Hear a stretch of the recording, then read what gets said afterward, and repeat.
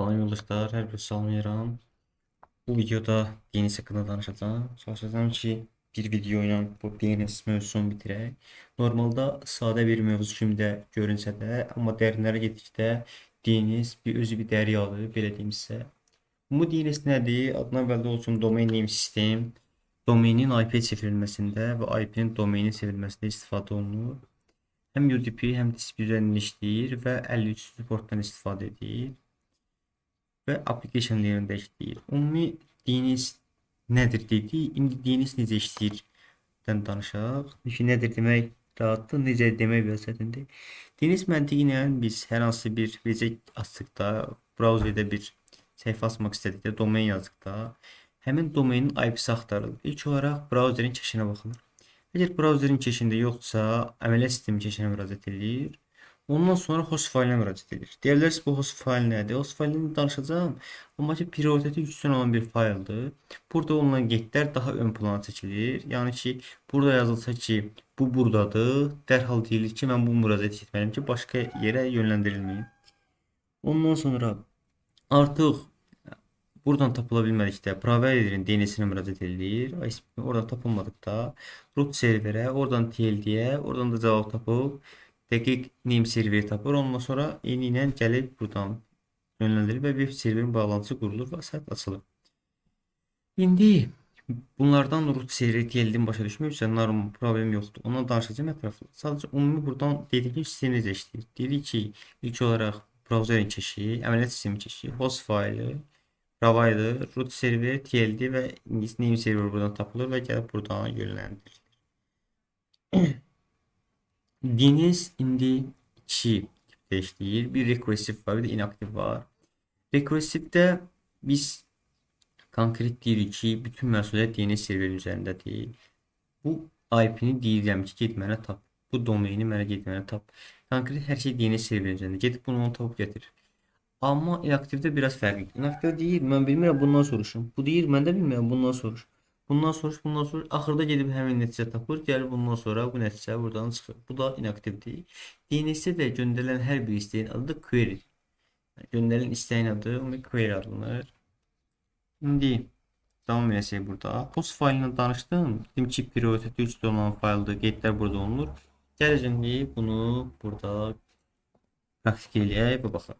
Mən buradan administrator kimi notepad açsam,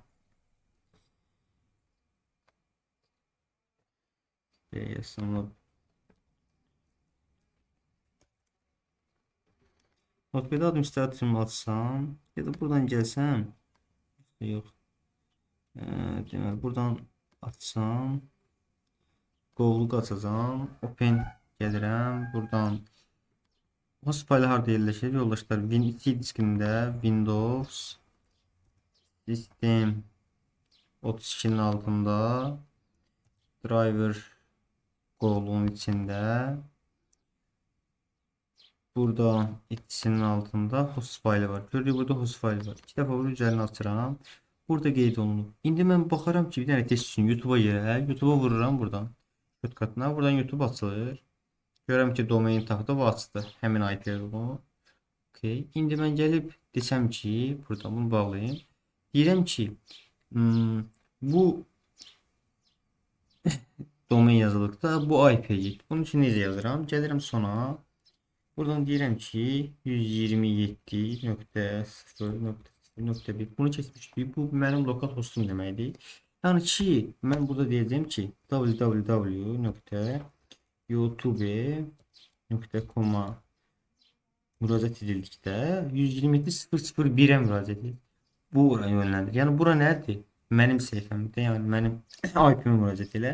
Mənim IP-mdə də belə bir şey çıxmadı uzun. Publicdə belə bir şey yoxdur. Nəticə nə olacaq? Həmin açıla bilməyəcək. Gəlin indi yoxlayaq. Ctrl S ilə qeyd edeyim. Gəlib buradan baxaq. Şimdi gəlib YouTube-a girirəm.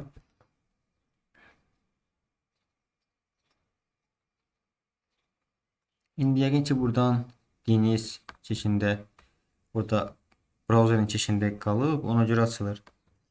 Buradan YouTube-i, siz səhv yazmışam, bax, YouTube. Okay. Bəlkə dedim ki, keçdə qalıb, ona görə açıldı. Şimdi gələk Buradan yeniden YouTube'a girmək istəyək. Gözləyirik. Artıq görürəm ki, internet quşulun yazır. Amma mənim internetim var. Yəni başqa yerə girsəm azacaq. Sadəcə mən buradan host fayline yönləndirməyəm ki, dedim ki, YouTube www.youtube.com yazdıqda bu IP-yə müraciət elə. IP də bu çıxdı. Ondan sonra gəlib mən buradan host faylımı düzəldim buradan. Host faylımı gəlsəm buradan silsəm. Artıq yaddaşa vursam. Gəlib buradan yenidən cəhd eləsəm. Artıq YouTube normal şəkildə açılır. Bu da host faylı yoldaşlar. Kimsə şeylə bağlamaq üçün bundan istifadə edə bilərsiniz yəni. Bu host faylın məntiqidir. Ondan sonra biz DNS sözünə danışımdan FQDN-dən danışaq. FQDN nədir? Full quality domain name'dir. İnternetdəki konkret ünvanımızdır bizim domainin. Konkret ünvanıdır. Bu bir neçə hissələrdən ibarətdir. Subdomain, domain name, top level domaindən ibarətdir. Protokoldan. Gəl indi bu hissələri bir-bir ayıraq və bunlar haqqında danışaq. Deməli, ilk olaraq subdomain hissəsindən başlayaq. Yəni bu hissədən. Bu domainin alt hissəsidir, yoldaşlar, subdomain. Bunun altında DNS yönləndirməsində istifadə olunur. DNS yönləndirməsində istifadə olunur. Bizim bir ədəd domain name'imiz olduqda artıq nə qədər istəsək onun altına subdomain əlavə edə bilərik. Bunlar da yönləndirərək ki, buraya keç. Misal Google'un www.google.com əsas domaini var. Bunun altının əsas subdomainidir. Bunun da altındakı subdomainlərə baxsam, Drive, ondan sonra google.com əsas domaindir. Bunun altındakı subdomainlər www.google.com'dur. Ondan sonra Drive google.com'dur, Meet google.com'dur və s. Bunların subdomainləridir. Yəni ki, biz bir dənə domain aldıqda subdomain üzərinə qədər sizə əlavə edə bilər. Bu CV kimi portfolyo düzəldirlər, ha, CV kimi yazırlar. Burada adlarını yazırlar, ha. Sonunda bir dənə domain olur, altında bunun əvvəlində subdomain hissəsində ad soyadlarını yazırlar, portfolyo görsənsə. Ha, bunu bununla eləyirlər ki, limitsiz,dir. Ona görə portfolyo saytları oradan açır ki, sən adı soyadını yazanda orada görsənsin. Ondan sonra domain name də bizim konkret adresimizdir. Yəni bunu artıq ödəniş şəkildə biz alırıq. İndi domain almaq üçün müxtəlif saytlar var. Azərbaycanda bir domain qiyməti illik 40 manat olmalıdır. Səhv eləmirəmsə, qiymətlər dəyişmirsə. İndi bəzi yerlərdən alanda dəyişir. Amma əsas domaindən buradan harca 40 manat almaq olar, belə deyim sizə. Gəldik domain name-ni danışdıq biz buradan. Gördüyümüz burada nöqtə var. Bu nöqtə nədir yoldaşlar? Bu nöqtə root olduğunu göstərir. Linux bilənlər demişdi root əsas dizindir. Burada root yəni buradan başlanır demək. Hər şey bu nöqtədən başlayır. Bundan sonra hissələrə bölünür. İndi hissələrin nəyə görə bölünür? İndi ondan danışacağam. Burada baxsam görüm burada nəsə fərqli bir şey, bu sağdan sola düzələ etməsin təmin və s. İndi buradan bu bölündükdən sonra bunlar artıq tildilər, top level domainlərə bölünür. Top level domain nədir? Yəni sizin domaininizin nə üzrə qurulduğu, nə üçün istifadə olunduğu bundan təyin edir. Komça əsas korporativdir. Edutsa, misal belə deyək ki, təhsillə bağlıdır. Azsa Azərbaycandır, məsələn, Oqlusa belə ilə bağlıdır. Bunlar hissələrə bölünür ki, bu nəyə görə bölünür? Artıq biz IP yazanda, domain yazanda onun IP-sini axtarırıq. Gəlib buradan tapan məndə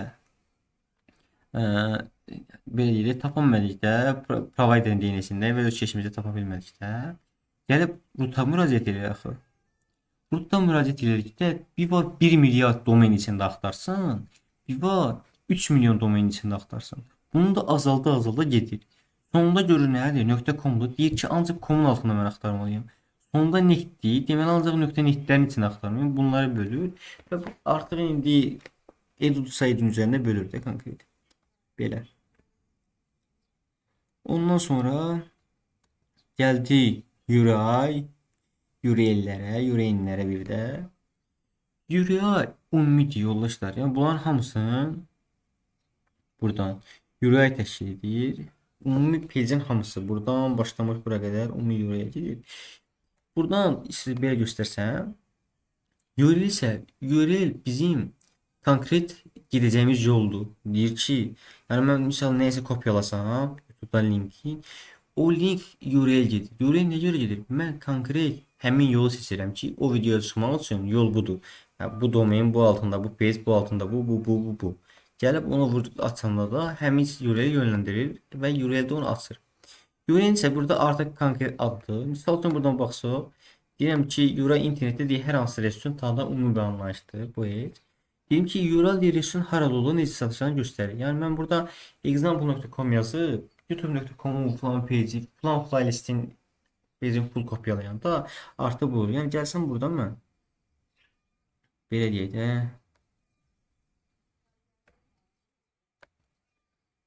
məsələn buradan gmail.com yox la. Bura gəlsəmsə, bu ümumi nədir? URL-dir. Belə. Buradan danışdıq bu mövzudan. Davam edək yoldaşlar. İndi buradan gəldik DNS-in zonlarına. Əsas mövzulardan biridir yoldaşlar. DNS zon nədir ümumiyyətlə? Belə deyək ki, DNS zon internetin mühit nəhəngidir də, yəni onu idarə etmək üçün, böyük ölkələri idarə etmək üçün onları hissələrə bölünüb idarə olunur da, düzdür? Tarixən baxanda da elə. Burada DNS zonlarda eyni ilə böyük bir mühiti idarə etmək üçün hissələrə bölünür və həmin hissələr üzərində idarə edir. Və həmin hissələrin də adı zondur. Zonun mahiyyəti etibarilə buna görədir ki, DNS idarəçiliyi baxımından müəyyən bölgələrə bölür. Həmin bölgələr üzərində deyir ki, bura gələcəksənsə, bunu bu hissədə edəcəksən. Bunu bu ərazidə edəcəksən. Bunu bu ərazidə edəcəksən ki, sənə yol verir ki, konkret trafiki burada nizamlaya bilərsən. İndi DNS-in zonlarından danışaq. Bizim primary DNS serverimiz var. Primary DNS zone burada əsas DNS zonudur. Artıq bütün dəyişikliklər, bütün qeydlər, bütün nəsə əlavələr bu zonda qeyd olunur. Artıq sistem administratoru nəsə qeyd DNS qeydləri məsələ yadanda gəlib bunun üzərindən konkret qeyd edir ki, bu olanda bu olacaq, bu olanda bu rekord buraya yazılacaq və s. Hər bir şey yazılacaq məlumatlar primary DNS serverin üzərinə yazılır. Bu belə yoldaşlar. Bildiyim bir də hansı sonumuz var? Secondary DNS sonumuz var. Artıq bu read only DNS gedir. Burada məlumat əgər yazılacaqsa primary yönləndirir. Əgər sadəcə istədikcə oxunacaqsa, gəlib onu secondary belə deyək də DNS zona yönləndirir ki, bu ancaq oxunacaq da, artıq primary zonu yormayım ki mən. Elə bundan bir dənə yaradım. Gəlib read-only formada bundan oxu məlumatları. Sadəcə oxumaq və məlumat götürmək üçün istifadə olunur. Hər hansı məlumat yazılması secondary zonda ümumi nəzərdə tutulmuyor. Bizə bizim stop zonumuz var. Stop zon mahiyyəti etibarilə secondary zona oxşayır, amma biraz fərqlidir. Deyir ki, mən bunu bilmirəm, amma sənə yerini deyə bilərəm. Gedib bundan soruşa bilərsən bu DNS-in çevrilməsinin IP-si. Gedib bundan soruşsan, bu nəyə görə istifadə olunur deyə bilərsiniz. Deyirsiniz yəni ki, bu var da, secondary var da. Niyə stop zone? Çünki çoxlu secondary zonların qarşısını almaq üçün istifadə olunur. Hər şey sənin üstünə düşməsin. Gedib fərqli DNS-ləri yönləndir ki, o lazım gələndə bəlkə bu trafik sənə aid deyil, bu başqasına aiddir. Gedib ona yönləndirilsin ki, gedib məlumatı onun üzərindən tapsan. Həm də şəbəkədəki yükün qarşısını almaq üçün istifadə olunur. Ondan sonra bizim forward zonumuz var. Bu artıq belə deyək ki, IP-nin domenə çevrilməsində istifadə olunur. Deməli, forward domenin IP çevrilməsində istifadə olunur. Yəni ki, müraciət edir, belə bir domain var. Bunun IP-si nədir? Gedib həmin forwarddan bunu tapır və IP çevirir. Eyninə burada artıq bizim reverse zonumuz var. Reverse zone kişi isə artıq belə deyək ki, tərsinədir də forward zonundan. Deyəcəksən ki, bu IP-nin domenim nədir? Bunu tap mənə. Gedib bunun üzərindən tapır. Yəni zon mahiyyəti etibarilə baxsaq, hissələrə bölür, ərazilərə bölür ki, artıq trafik idarə etmək rahatlasın. Hər hansı bir yük hara yönləndirici təyin olsun. Dedik ki, primary zone əsas zondur. Bütün yazılacaq məlumatlar primary zonda olur. Secondary zone odur ki, primary zonun yükünü azaltmaq üçün istifadə olunur. ancaq read-only strukturu daşıyır və sadəcə istəklərin görünüb baxmaq qüssəsi var. Yəni hər hansı bir serverə nəsə yazılmaq elə bir şey yoxdur. Stop zone-da ümumi lap yükü azaltmaq üçün həm də çoxlu secondary zone-un qarşısını almaq üçün istifadə olunur ki, bu trafik heç bəlkə mənə gəlmədi, başqasına gəlir bu trafik. Bunu ora yönləndir. Deyir ki, mən bilmirəm, amma sənə deyə bilər, gedib bundan soruşa bilərsən, bu bilə bilər. Eynilə belə işləyir. Forward-dan dedim ki, domain IP çevrilməsində istifadə olunur. Reverse-də IP-nin domainə çevrilməsində istifadə olunur. Buradan siz biraz fasilə verin, üstəkiləri təkrarlayın. Özünüzə sual cavab verin. İndi sual cavab hissələri olacaq. Yəni bir 3 4 5 dərs sınaq işləyəcək. Yəni buradan video olacaq. Sual açacağam, 5 saniyə gözləyəcəm.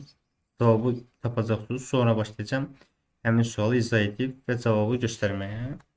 Ondan sonra gəldik DNS rekordları. Deyə bilərsiniz ki, zone var idi, bəs rekord nədir? Rekord artıq dedik ki, biz primary zonda dəyişiklik yazırıq, secondary zonda read only idi, okey. Bax bu dəyişikliklərin yazılması, hər bir şey artıq rekordlar üzərində olur. Mən rekorddan deyirəm ki, bu IP müraciət edəndə bu DNS nömrələndir. Ondan sonra tərsinə deyirəm ki, bu domeni müraciət etdikdə bu IP nömrələndir. Konkret bunun üzərindən biz sistemi belə qururuq. İndi ilk rekorddan danışsam buradan artıq buradan A rekordudur. A rekordu statik olaraq yazıram ki, domeinin IP çevrilməsində istifadə olunur. Mən deyirəm ki, bu domain yazıldıqda sən ancaq bu IP-yə müraciət elə. Bunu A rekordu üzərinə yazıram. Burada ümumi TTL dəyəri də burada yazılır. Bu TTL dəyəri burada bir istinə üzərində qurulur. Bu TTL dəyəri əsas. Bu TTL dəyəri ümumi dəyişikliyə vaxt, yəni bu vaxt ərzində müraciət edilibsə həmin IP-dir. Bundan daha gec müraciət edildikdə təzədən yoxla. Amma bu 3600 TTL dəyəri müddətində müraciət edildikdə elə dərhal onu öyrənəndir. Daha yenidən gəlib bu A rekorduna baxma. Onun üçün TTL dəyəri burada yazılır. Ondan sonra 4 A rekordu var. Bu da eyni ilə artıq domain adresinin IPv6-ya çevrilməsində istifadə olunur. Konkret burada da yazırsan ki, bu domenə müraciət edikdə bu IPv6 ünvanına müraciət elə və nəticəni tap. Eynilə burada da TTL yazılıb bunun. Ondan sonra baxsam burada name rekordu var. Name rekordda onun üçündür ki, yoldaşlar. Burada alt domenləri bir domenə bağlamaq üçün istifadə olunur. Yəni ki, mən deyirəm ki, bu alt domen yazdıqda bu domeni müraciət edə. Yəni bu əsas domen budur. Bunun daha üstünlüyü bir nədir ki, misal hər birini ayrı-ayrı yazsaydın ki, məsələn bu alt domenin IP-si budur, bu alt domenin IP-si budur, bu alt domenin IP-si budur. Bunlar birdən ki artıq domeninizin IP-si dəyişilsə, IP dəyişilsə, siz hər birinizin gəlib orada bir-bir qeyd eləməlisiniz ki, bu example hostname budur, misal example 2 hostname budur. Bunu bir-bir yazmaq əvəzinə siz sadəcə host əsas domain name burada dəyişir sahibsin. O birisi də bunlara yönləndirildiyi üçün dərhal onlarda hər birisi dəyişir. Yəni o cəhətdən çox rahatdır name rekordu.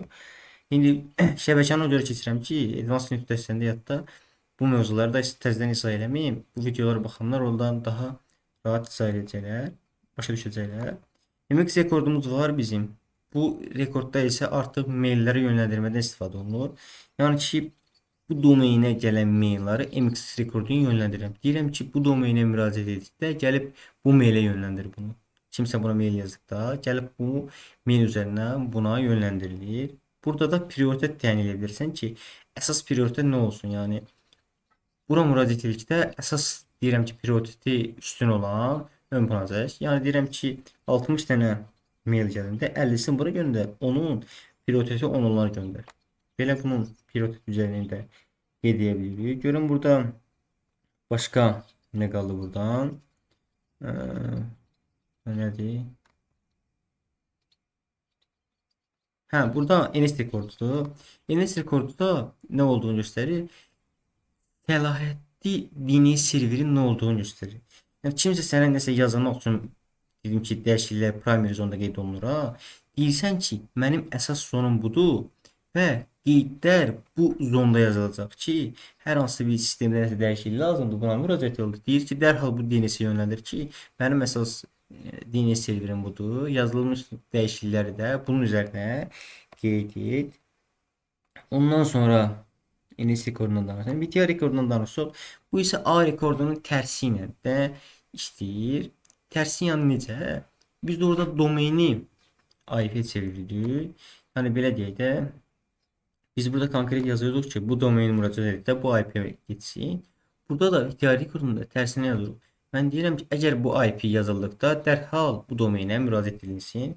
Yəni bunun tərs məntiqini işləyən onu biləndən sonra bunun tərsi ixtiyari rekordudur, belə deyək. Başqa da burada bizim sual rekordumuz qaldı. Ümumi saytda olan əsas dəyişikliklər refresh olsun, restore time olsun və s. hamısı burada qeyd olunur. Bu əsas nə üçündür? Misal ki, hər bir qeydlər bura yazılır sual rekorduna. Məlumatlar bunun üzərində. Deyirsən ki, misal burada yazılır minute itirilməlidir, sual itirilməlidir. Burada konkret bir-bir bunlar yazılır. Bunlar çox dərinə girmirəm ki, çox beyninizdə yanmasın. Əsas belə deyək də, buradan deyirsən ki, refresh time nə qədər olsun, bu sayta indi müraciət elədi. İdeal dəyər neçəyə qədər atanda dərhal da gedib DNS-ə müraciət eləməsin, birbaşa oranı atsın. Yəni hər hansı dəyişikliklər nə vaxtdan sonra orada qeyd olunsun və s. burada bu rekorddan biz orada qeyd edirik. Ondan sonra danışdıq biz bunu SRV rekordu. Bu artıq port səviyyəsində yönləndirirəm. Deyirsən ki, bu domen yazıldıqda bu IP-nin bu portuna müraciət edir.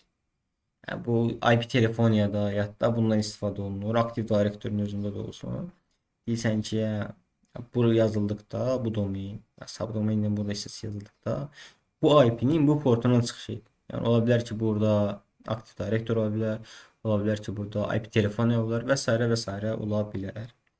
Ondan sonra danışsaq bizim buradan teksti rekordumuz var. Teksti rekord onun üçündür ki, səlahiyyətini göstərdi. Yəni ki, bu domain kimə məxsus olduğunu, sahibini təsdiqləmək üçün istifadə olunur. Deyirsən ki, bu rekorda yazdıqda deyirsən ki, bu məlumat olan, yəni həqiqətən də bu DNS serveridir və sənin bunun kim olduğunu təsdiqlənir. Ondan sonra SIA rekordu var. Bu rekordun isə əsas şey baxanda sertifikatın hardan alındığını göstərir.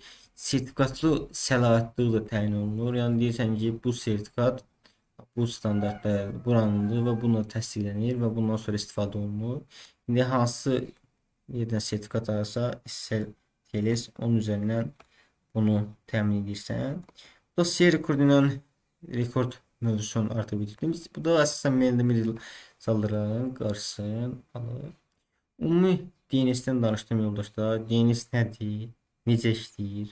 Ümumi quruluşu, zonları, rekordları bundan danışdım. Azərbaycan dilində həqiqi DNS haqqında çox danışan adam yoxdur.